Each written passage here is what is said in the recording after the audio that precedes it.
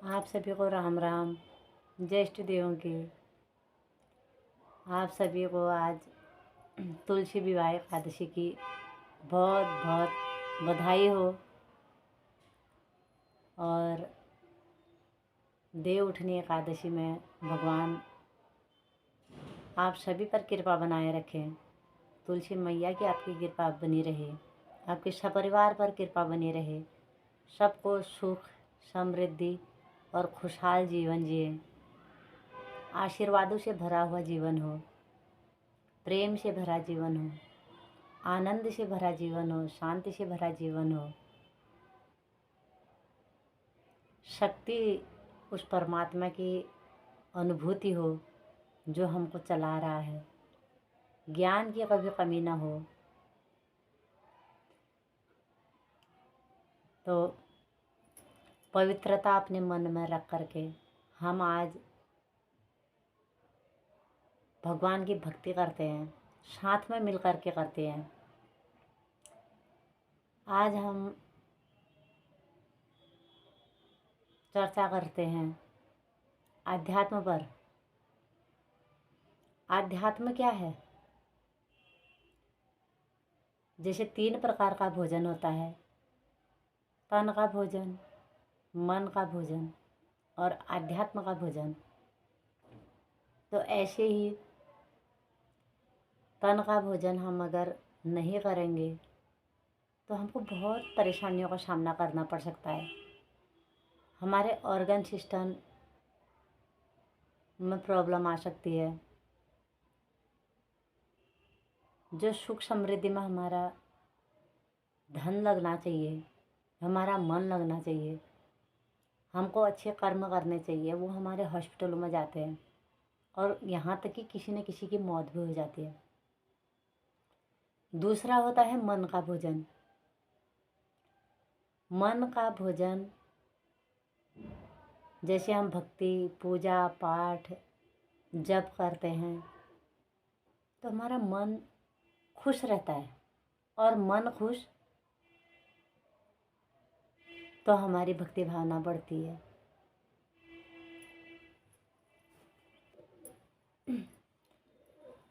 और परमात्मा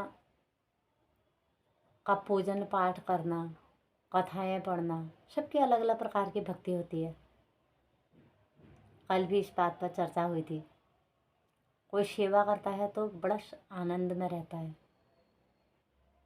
किसी की हेल्प करना। कोई कथा पढ़ता है और दूसरों को भी सुनाता है तो उसको आनंद आता है।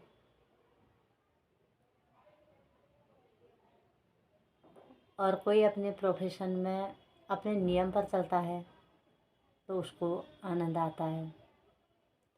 कहने का तात्पर्य है कि अपने मन को हम जैसे समझाएं वो मन का भोजन है, और भगवान के अलावा मन का भोजन और भक्ति कहीं नहीं है। कई लोगों को कहते हुए सुना है, अब पूजा हो गई, पाठ हो गया, दिया जल गया तो मन को बहुत शांति मिलती है। हमको पता है भगवान की ही सेवा करने में, भगवान का ही सब में भाव रख करके, भगवान ही सबको मान करके जो हम कर्म करते हैं वो हमको आनंद देता है। दुनिया हमको आनंदित नहीं देती है।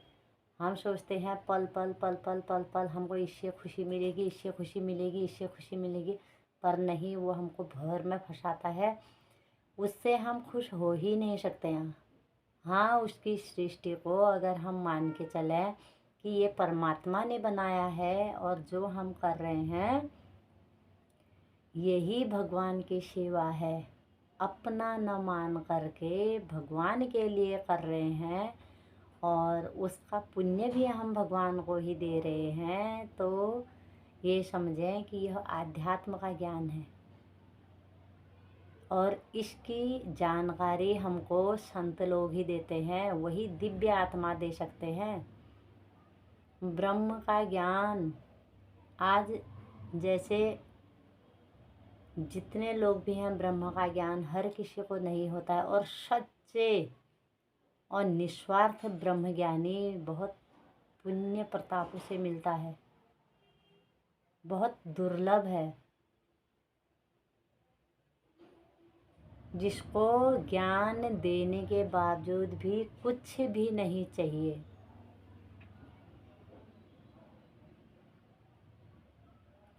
आशा न करे किसी और की, जब भगवान इतना भर भर के दे रहा है।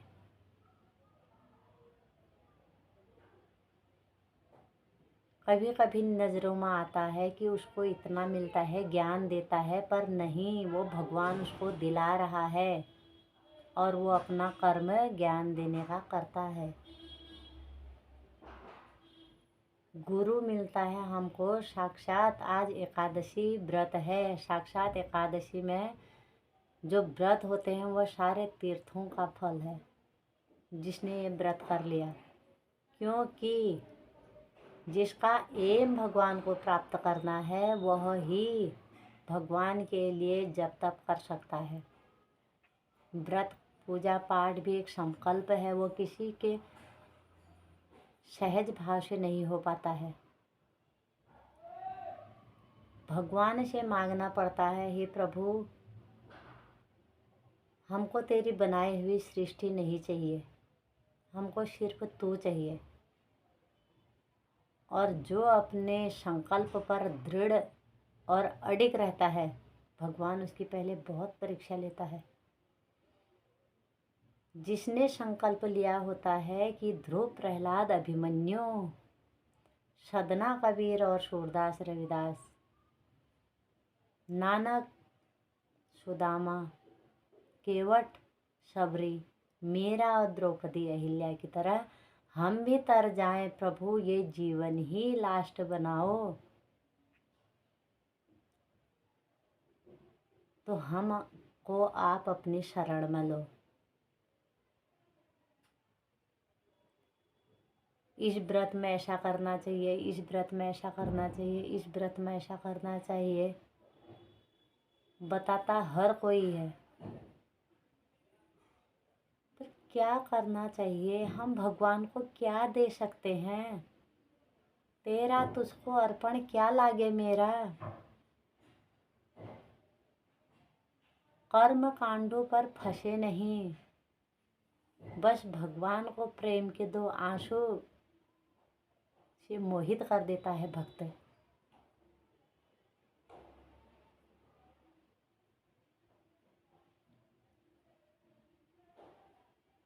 कभी कभी किसी को ये लगता है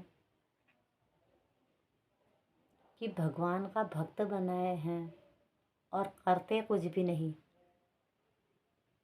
पर वह अपने निश्चल प्रेम से भगवान के दरबार में आकर के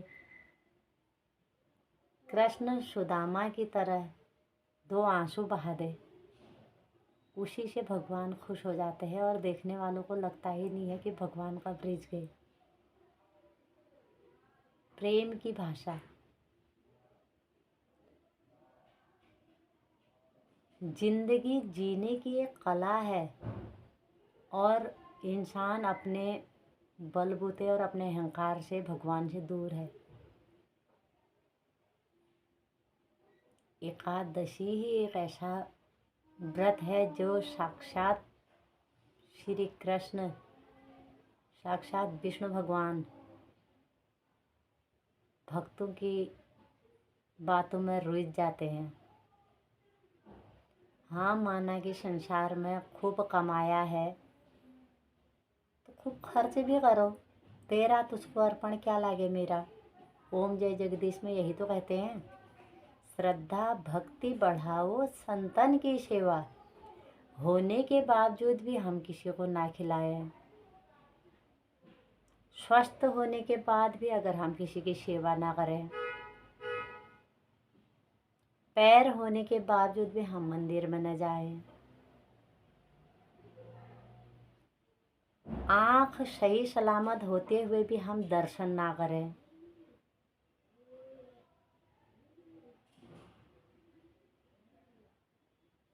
पवित्रता होने के बाद भी अगर हम ज्ञान को ग्रहण ना करके दूसरों को बांटे नहीं, तो क्या हम भगवान से ईमानदार हैं? आध्यात्म ही हमको संतों की शरण में आकर के साक्षात भागवत में, गीता के श्लोकों में यह कहा है कि आध्यात्म का ज्ञान ही सर्वोत्तम ज्ञान है। जिसने अपने को जान लिया, जिसने भगवान को जान लिया, जिसने सारी सृष्टि को जान लिया, वो व्यक्ति सर्वोत्तम है। मानव जीवन में आकर के जिसने अपने से प्रश्न न पूछा कि भगवान ने मुझे इंसान बनाया है तो किस पर्पज से बनाया है। आज हम विवेकानंद की बात करें, जब आध्यात्म का ज्ञान हो जाता है और उसके बाद उसको बांटने के लिए जो विवेकानंद जी ने विदेशों में भी सेवा करी, आज भक्तों का ही नाम किताबों में है, दुनिया में याद किया जाता है, अमीरों का नहीं। भक्ति में वो शक्ति है।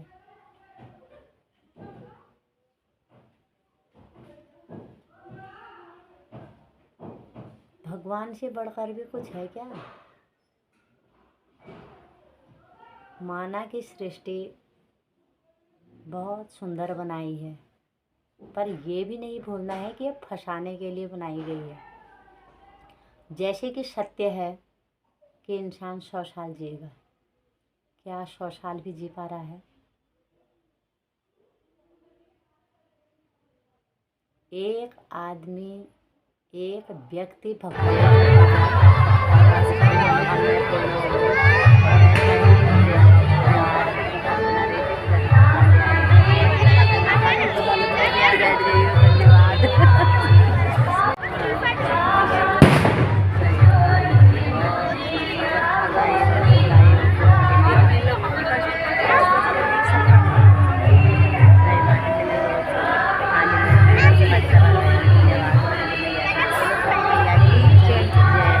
आभास कर सकते हैं उस शक्ति को।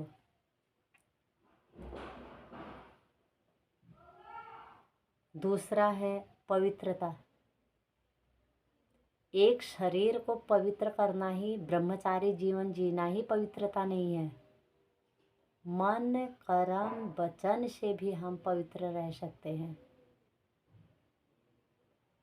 शरीर को पवित्र रखना तो एक भौतिक पवित्रता है, पर आध्यात्म की तरफ से किसी को भी अपने शब्दों से, अपने कर्म से और अपनी वाणी से दुखी ना करना।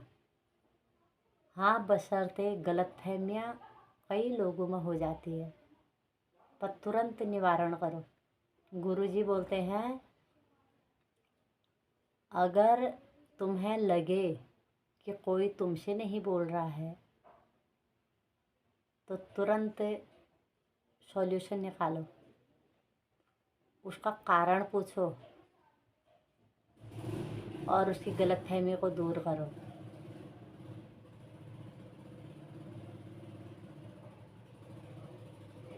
फिर भी अगर वो गलतफहमी का शिकार हो रहा है, एक संत ही होते हैं जो करुणामयी होते हैं, उसको माफ़ करो। ब्रह्म ज्ञान ही तरल और सरल बनाता है। वही जानता है झुकना, बकाया लोग अहंकार में ही रहते हैं। ऐसे तीसरा स्टेप है प्रेम। आध्यात्म को जानने के लिए अगर प्रेम है तो रिश्तों में, संबंधों में दरार नहीं आती है। जो प्रेम जानता है वह खून के रिश्ते ही नहीं, वह सांसारिक रिश्ते भी निभाना जानता है।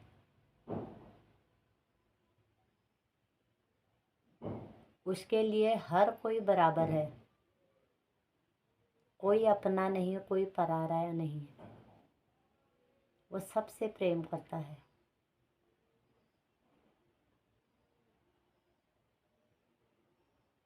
प्रेम ऐसा नहीं कि वासना, प्रेम होता है भक्ति का। सब में परमात्मा के दर्शन करे। देखो एक इंसान मरता है तो कैसे बॉडी उसकी पड़ी रहती है, वो हिलता डुलता भी नहीं है। पर जिंदा इंसान कैसे चलता है? क्योंकि उसके अंदर होती है आत्मा,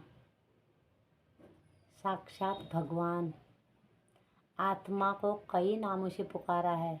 कोई ब्रह्म कहता है, कोई गुरु कहता है, कोई भगवान कहता है, कोई तत्व कहता है, और कोई ज्योति कहता है, कोई दिव्य बोलता है, और कोई प्राण बोलता है, कोई श्वास बोलता है। पर है क्या? सभी एक ही है, पर्यायवाची है उसकी आत्मा के।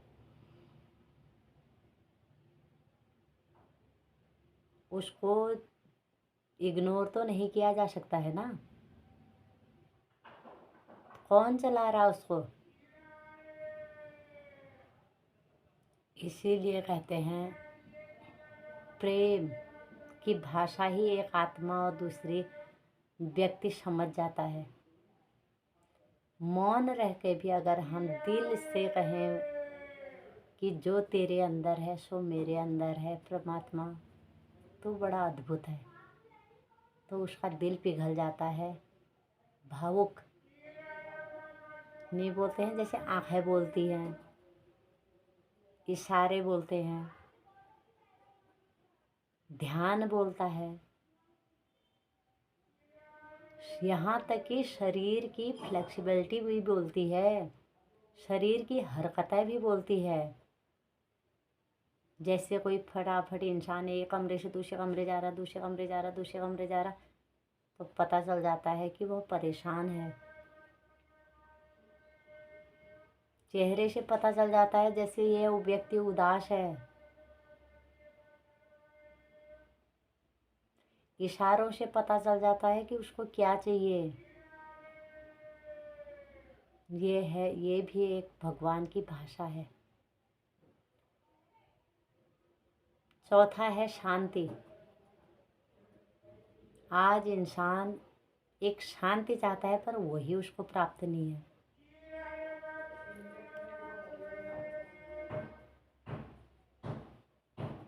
शांति ही एक ऐसा है जो भगवान इंसान से भगवान बना देती है,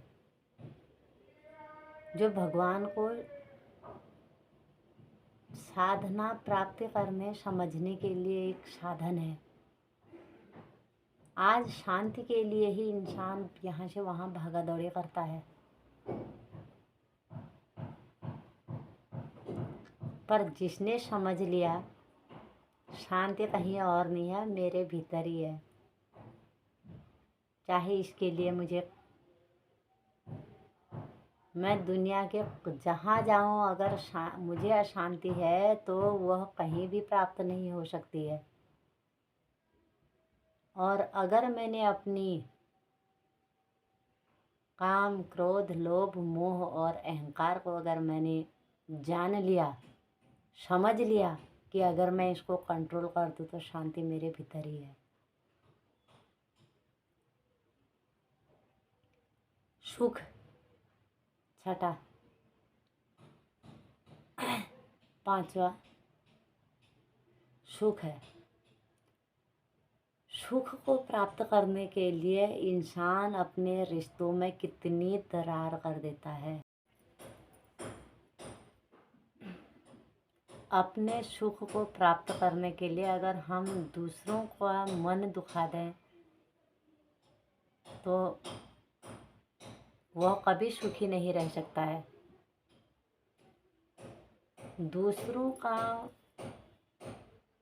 तकलीफ पहुंचा करके अपने कर्तव्यों से भाग करके अगर हम सुख प्राप्त करने के लिए यहाँ से अमेरिका भी चले जाए ना, तो उसकी बद्दुआएं पीछा नहीं छोड़ती। बोलते हैं कि चैन की नींद के लिए किसी की दुआओं की ज़रूरत होती है, और अगर किसी की बद्दुआ लग जाती है तो ज़िंदगी बेचैन हो जाती है। इसीलिए यह आध्यात्म हमको सिखाता है, यह गीता का ज्ञान हमको सिखाता है कि सीता मैया को भी अगर सुख की चाह होती तो अपना पत्नी धर्म नहीं निभा पाते। सीता मैया राम भगवान श्री राम जी की पत्नी रहना चाहती थी तो वो वैभव को भोग सकती थी, पर उन्होंने कांटों के रास्ते चुने। उन्होंने अपनी प्रारब्ध को स्वीकारा। अचानक जो हमारे भाग्य पर लिखा होता है, उन्होंने किसी से शिकायत भी नहीं करी, सहज ही उन्होंने स्वीकार कर लिया कि जो मेरे सामने चुनौती है मैं उसका सामना करूँगी। अगर हम ये सत्य है, गीता ज्ञान हमको यही सिखाती है, हमारा आध्यात्म मजबूत होता है, तो बोलते हैं कि अगर हम जिस चीज़ से भागेंगे तो वो चीज़ ढेर बन करके हमारे सामने वापस लौटती है। एक दुख सर पर आने पर अगर हमने उसका सामना नहीं किया और वहाँ से भागे तो ज़िंदगी भर हमको दुखों पर झेलना पड़ेगा। और हमारा दुर्भाग्य यह है कि हम किसी को कह भी नहीं सकते हैं, सिर्फ हमको सहन ही करना पड़ता है। इससे अच्छा ज़िंदगी भर सहन करने से एक बार सहन कर लिया होता। कृष्ण भगवान ने क्या नहीं सहा, राधा मैया ने क्या नहीं सहा,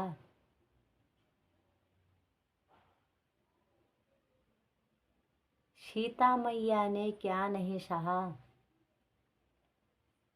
अहिल्या माई ने क्या नहीं सहा, द्रौपदी मैया ने क्या नहीं सहा, कुंती मैया ने क्या नहीं सहा।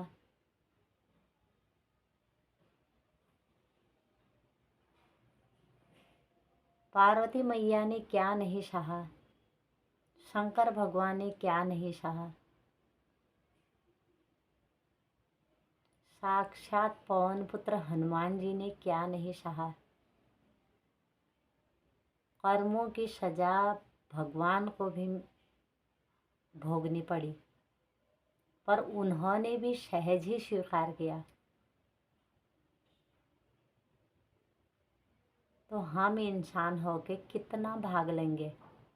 अगर अभी नहीं सहन किया तो कब करेंगे। हमारा कर्मों का ढेर इतना बढ़ जाएगा, इतना बढ़ जाएगा कि हम भुगतते भुगतते मर जाएंगे। इसीलिए ज्ञान की ज़रूरत है, इसीलिए आध्यात्म की ज़रूरत है कि सुख के पीछे मत भागो। सुख चाहोगे तो दुख मिलेगा, क्योंकि ये तराजू के पल रहे हैं। भगवान ने सुख के साथ दुख बनाए हैं, दुख के साथ सुख बनाए हैं। आगे पीछे किसका उल्टा नहीं है बताओ, सबके साथ विपरीत है। ऊपर नीचे, दाएं बाएं,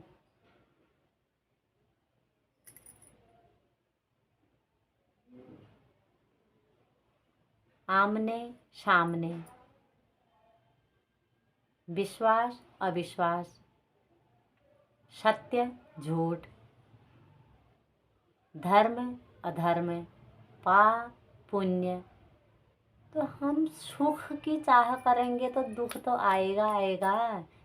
इसीलिए बोलते हैं बचपन से ही अपने बच्चों को गीता का ज्ञान दो। करोड़ों की संपत्ति दान को दे भी दो तो गीता का ज्ञान दो।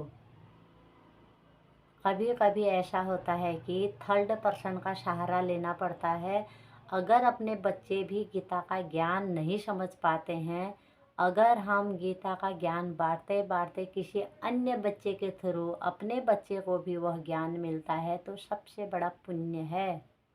सिर्फ मन में कपट नहीं होनी चाहिए, सच्ची प्रार्थना होनी चाहिए कि भगवान मेरे बच्चे मेरे से यह ज्ञान नहीं समझ पा रहे हैं, मुझे पता है इसकी कद्र कैसे करनी है, तो किसी अन्य व्यक्ति उसकी यह बात संभाल ले, अन्य व्यक्ति के द्वारा उसको यह ज्ञान मिल जाए, पर मिले ज़रूर। माता जो मदालसा है, राजा की पत्नी होने के बावजूद भी उसने 5 बच्चों को अपने सन्यास भेज दिया।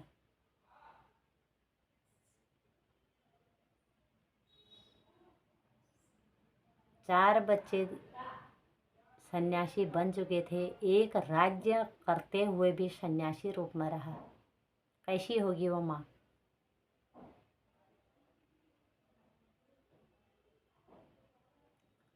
ध्रुव की माँ ने भगवान की राह दिखाई और जंगल की तरफ भेज दिया।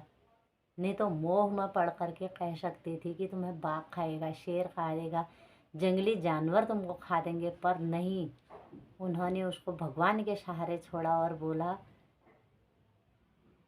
जीते जी भी भगवान को पा सकता है तपस्या करके, और अगर मर भी जाएगा तो साक्षात वैकुंठ पाएगा।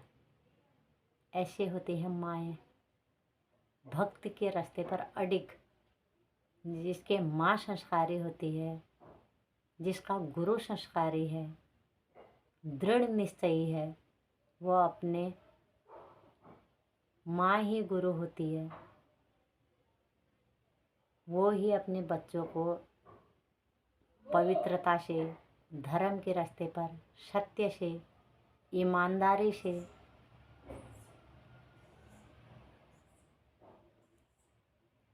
हर रास्ते पर संभाल संभाल के वो आगे को बताती है। फिर आता है छठा आनंद। जब ये सारी चीज़ें आध्यात्म से हम आगे बढ़ जाते हैं तो फिर आनंद की अनुभूति होती है, और व्यक्ति भीड़ में रह के भी अपने में मस्त रहता है, उसे कोई फर्क नहीं पड़ता है। दुनिया रूठे तो रूठे, मेरा ईश्वर साथ है। पहले वो किसी को दुख नहीं देना चाहता है। अगर लोग अपने कर्मों के अनुसार ही दुखी रहना चाहते हैं तो उसमें उसकी कोई गलती नहीं है। वो परमात्मा को छोड़ देता है और अपने में मस्त रहता है और भगवान की भक्ति में रहता है। किसी को भगवान की राह दिखाना भी भक्ति ही है। आनंद में रहना, भजन गाना, कीर्तन करना, लोगों से प्रेम करना, पवित्र रहना। कई कई लोगों को सुना होगा कि इतने पॉजिटिव वाइब्रेशन आ रहे थे। ऐसे लोगों, दुनिया पागल थोड़ना है, दुनिया भगवान के लिए पागल है। वह संतों के शरण में इसलिए आते हैं कि कौन सा ऐसा पवित्र व्यक्ति मिल जाए जिसके वाइब्रेशन से हमको भक्ति मिल जाए। पॉजिटिव लोगों की संगति में रहते हैं। जितने भी हैं, जिन जिन लोगों ने महान कार्य किए हैं, आज वो गीता ने उनको बहुत आगे पहुंचाया है। आध्यात्म मजबूत होता है उनका। और लास्ट में शक्ति है, सातवां। वह शक्ति की अनुभूति जो उसको चला रही है, उसका आभास ही आध्यात्म को मजबूत करता है। उस शक्ति को वो अनुभूत करने लग जाता है कि वाकई में चलाने वाला कौन, बिठाने वाला कौन, श्वास लिवाने वाला कौन, वाहवाही कराने वाला कौन। आज लोग बोलते हैं मेरी वाहवाही हो रही है, मेरी तारीफ हो रही है, मैं ऐसा नहीं करता। जब ये शरीर खड़ा ही करने वाला साथ नहीं देता तो क्या करते। कभी अचानक किसी को अटैक आ जाता है। अटैक मतलब एकदम से चला जाना। तो इसीलिए धन्यवाद करना है उस परमात्मा का, उस शक्ति का, उस भगवान विष्णु का, जिसने हमको इस सतमार्ग पर लगाया, जिसने हमको ये ज्ञान कराया। आज जितने भी लोग ये सुन रहे हैं सारे ऋषि मुनि हैं। मान न मान तू है भगवान। हर किसी को ब्रह्म ज्ञान नहीं मिलता है।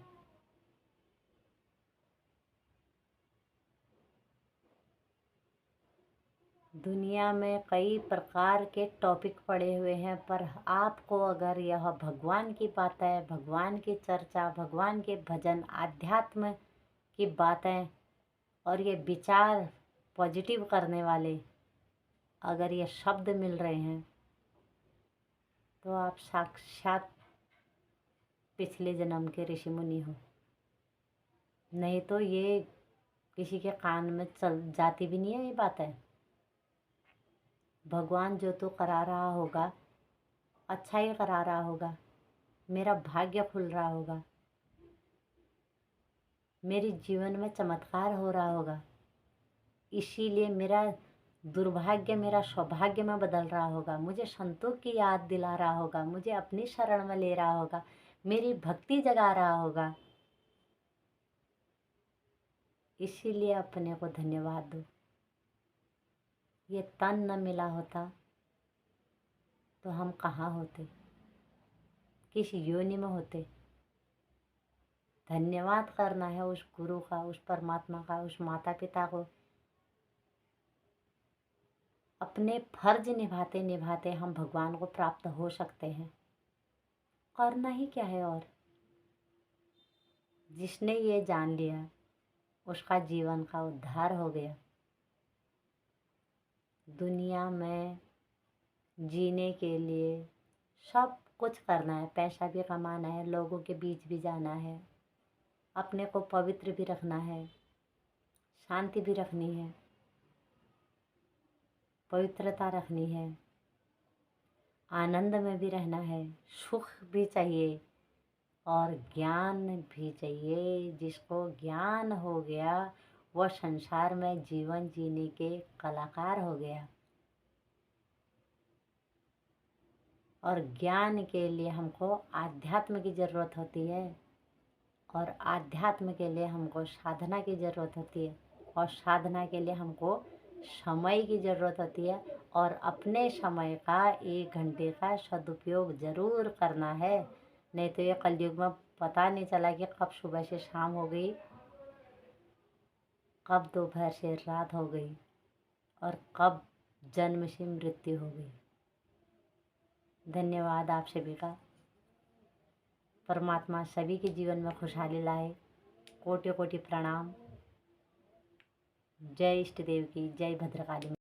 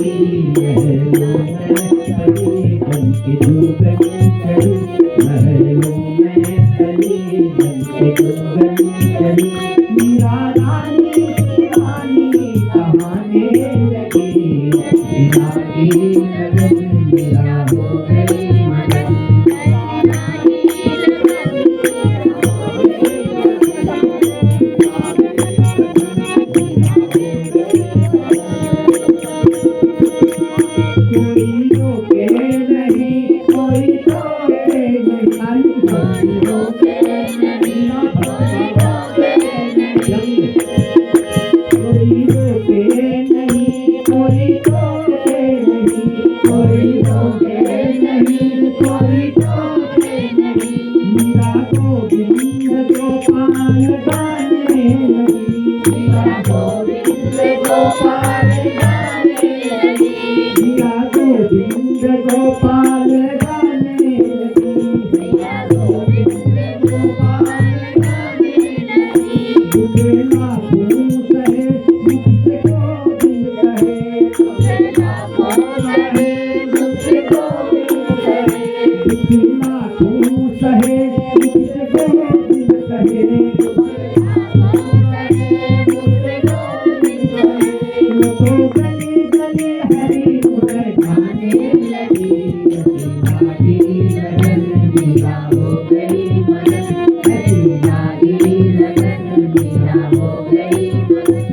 तो गली गली हरि गुण गाने लगी।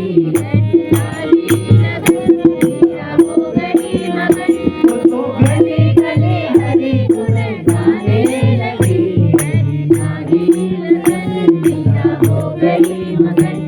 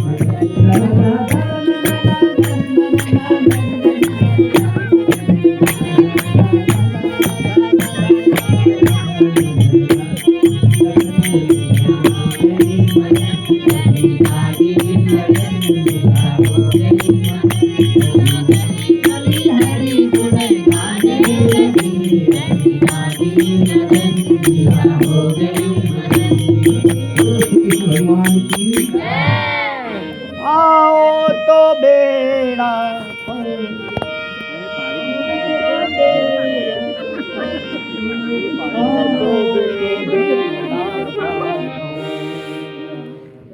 नींद नोड़ गए ना तुम गाओ बढ़िया। मनवारी जगत में आओ तो बेड़ा पारो। ओ बनवारी जगत